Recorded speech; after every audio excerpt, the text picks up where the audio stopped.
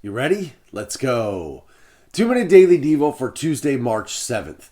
I'm in the New International Reader's Version today, and our verse of the day comes from the book of Esther, chapter 4, verse 14. Here's what it says.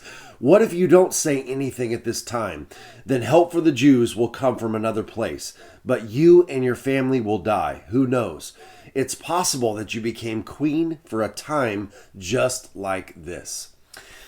This is a great story. If you've never read this from the book of Esther, I encourage you to read it. The whole book is a great book. It's not a long book, but it gives a great story of how God rescued the Jews. And here, Mordecai, who is Esther's cousin. And Esther is the one that had become queen. There's a story there that the king at the time had a queen that he was not happy with, so he did a long search to find another queen. And Esther went through all these trials and became the new queen. Well, the king at the time did not know that she was Jewish. And there was a guy in the kingdom, Haman, who was an advisor to the king, and he did not like Jews, and he was mad at this guy, Mordecai, who happened to be Esther's cousin.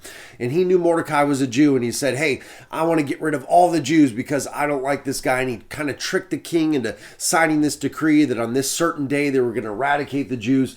Mordecai was aware of this. He goes to Esther and says, Esther, you need to do something. And at first she wasn't sure because, hey, you can't just go into the king. Even back then, even though he was your husband, you couldn't just go into the king's chambers and start demanding things. He had to ask you in. And then if he was pleased with you, you could make a request to him. Well, Esther is wrestling with what I should do because I could get killed. And Mordecai here kind of says, hey, this is the deal. If you don't say anything, your family could be killed. And God, maybe he's going to get someone else. But who knows, he says. Maybe you became queen for such a time as this to do something about this.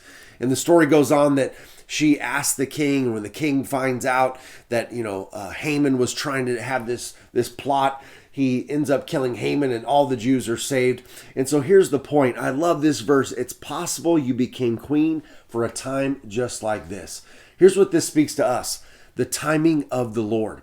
I totally believe that there is the timing of the Lord, that God puts us and places us in certain places and things at certain times for certain reasons, that God has something he wants us to do. So here's what I want to encourage you with today. Where are you at in your life? And think about it. Has God placed you at that point, at that time, for a specific purpose? Does God want you to reach out and touch people with the love of Jesus Christ at your job, at your school, in your family? I know he does. Is there something else that God has called you to do? Is there a plan? Is there a purpose for you at that moment, at that time? Sometimes we don't know these things until years later or months later. We look back, we're like, oh, God had me there exactly for that time to do that specific purpose. But here's the thing.